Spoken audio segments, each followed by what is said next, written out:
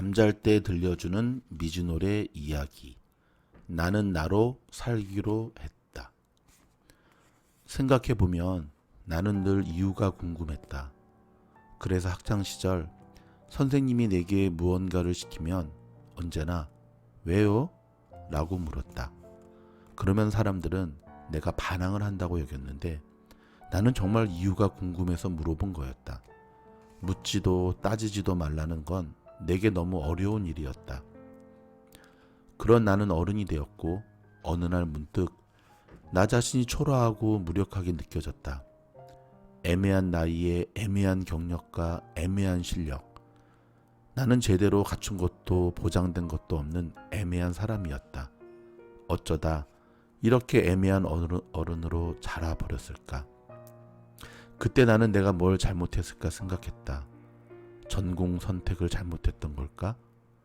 대학교 때 조금 더 열심히 하지 않은 게 잘못이었을까? 일하며 더 버티지 못한 게 잘못이었을까? 그런데 아무리 생각해도 나는 잘못이 없었다. 물론 내 인생에는 약간의 실수와 방황과 오류가 있었지만 그건 삶에 있을 수 있는 시행착오가 아닌가. 나는 학창시절 선생님 말의 이유가 궁금했듯이 아무 잘못 없는 개인이 왜 초라함을 느껴야 하는지 알고 싶었다. 그때 나는 많은 책을 읽었는데 취미의 책 읽기가 아니라 정말 궁금해서 읽었다. 나는 왜 초라해졌는가에 대하여, 나는 왜 부족한가에 대하여, 나는 왜 아무것도 아닌가에 대하여. 그리고 궁금증을 해소해가며 내가 내린 최종적인 결론은 세상이 나의 존재를 무가치하게 여길지라도 나는 나를 존중하고 나로서 당당하게 살아가도 된다는 거였다.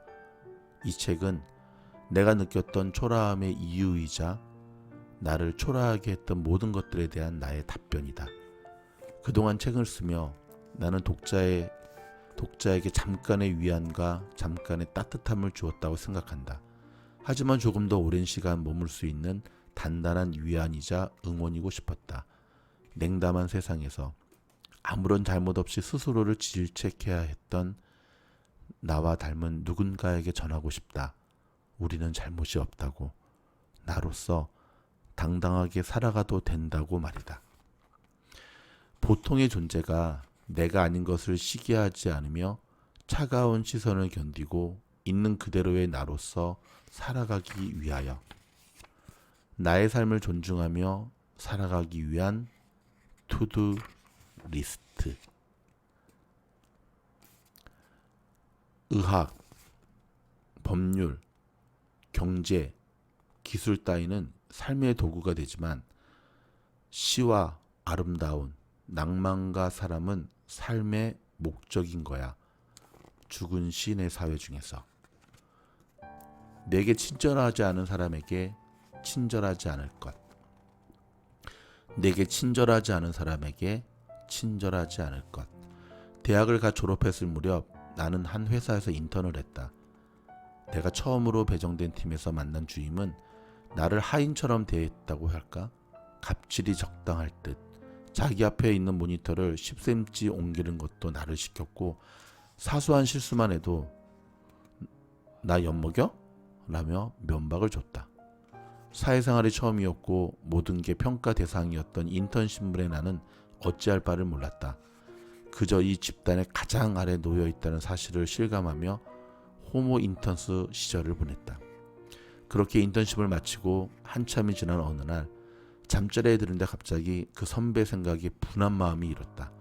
그런데 내가 정말 참을 수 없었던 건 그녀가 나에게 한 행동이 아니라 그런 상황에서도 표정 한번 구기지 않는 나 자신이었다.